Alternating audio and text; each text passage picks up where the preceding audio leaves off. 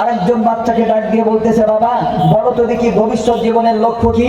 ওই সন্তান ডাক দিয়ে বলে, আমার ভবিষ্যৎ জীবনের লক্ষ্য হইল, আমার জীবনের উদ্দেশ্য হইল আমি ভবিষ্যতে ডাক্তার হব, ব্যারিস্টার হব, ইঞ্জিনিয়ার হব।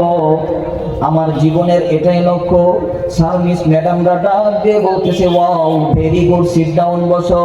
আরেকজন বাবাকে ডাক দিয়ে বললো, বাচ্চাকে ডাক দিয়ে বলতেছি, বলো তো দেখি ভবিষ্যৎ জীবনের ইচ্ছে কি, ভবিষ্যৎ জীবনের লক্ষ্য কি?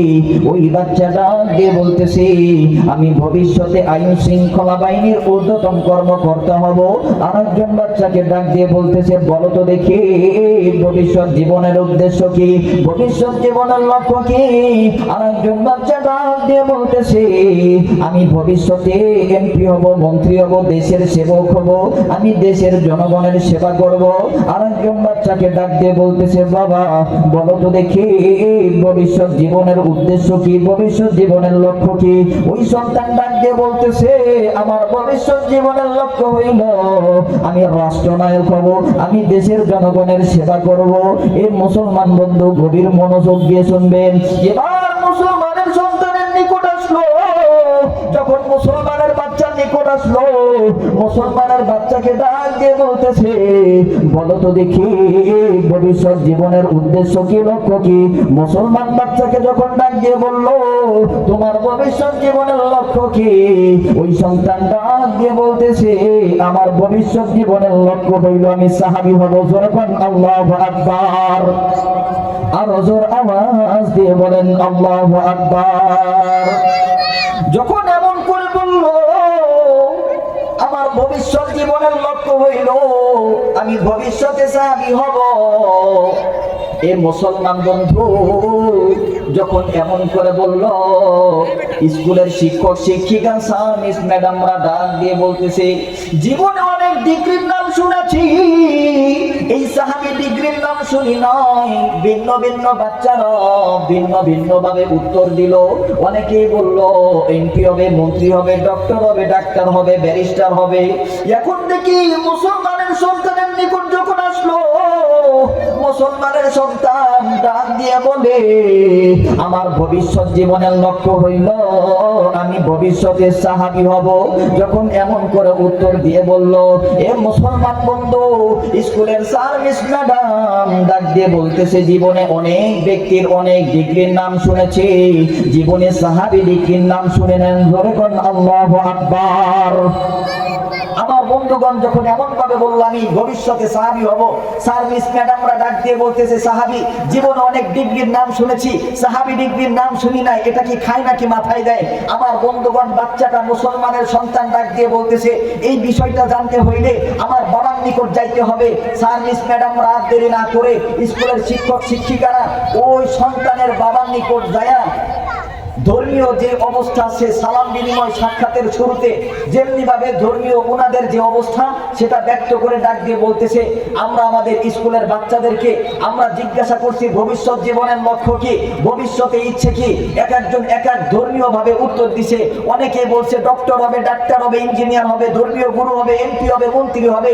শুধু আপনার বাচ্চা, শুধু একমাত্র আপনার বাচ্চা ব্যতিক্রম ধর্মী একটা বক্তব্য দিয়া উত্তর দিয়ে বলছে আমি সাহাবী হব। সাহাবীটা কি?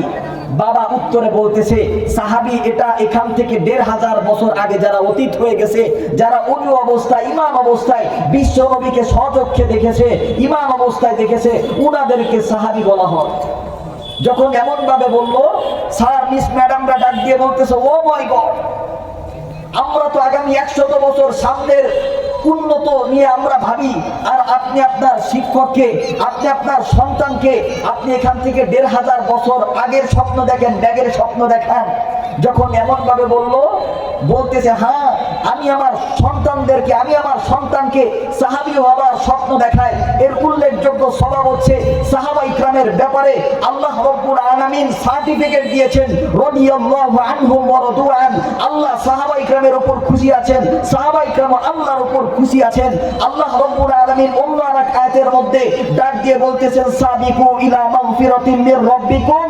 সাহাবায়ে কেরামের ব্যাপারে আল্লাহ রাব্বুল আলামিন জায়গায় জায়গায় আয়াত নাযিল করেছেন, আয়াত নাযিল করে দিয়ে জানায়া দিয়েছেন যেই গোষ্ঠীর ব্যাপারে, যেই সাহাবায়ে কেরামের ব্যাপারে আল্লাহর সার্টিফিকেট আছে, উন্নত মানুষ হবার সার্টিফিকেট আছে, উনাদেরকেই তো ফলো করা দরকার। আজকে আমরা বিভিন্ন নায়ক নায়িকাদেরকে ফলো করি, বিভিন্ন গায়ক গায়িকাদেরকে ফলো করি না।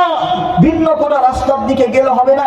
আপনার সন্তানকে উন্নত মানুষ বানাইতে হইলে, উন্নত শিক্ষা দিতে হইলে মাদ্রাসা শিক্ষা আসমানি শিক্ষার বিকল্প কোনো শিক্ষা নাই।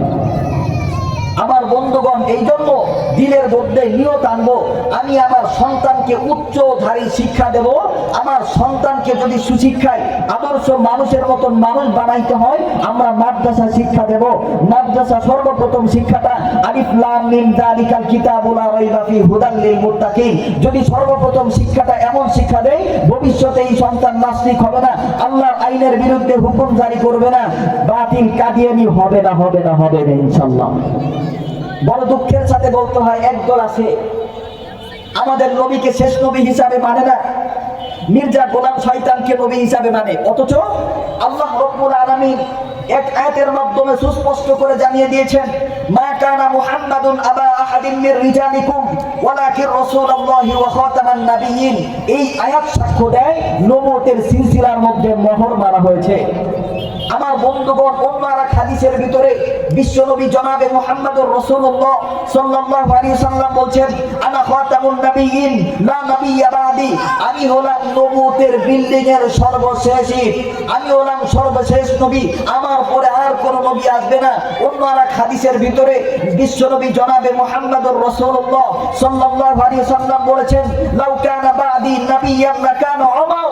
যদি নবী হইতো ওমর হইতো। আর আমরা সবাই জানি ওমর কোন নবী নন, একজন বিশিষ্ট সাহাবী, খুলাফায়ে রাশিদিনের মধ্যে অন্যতম একজন সাহাবী।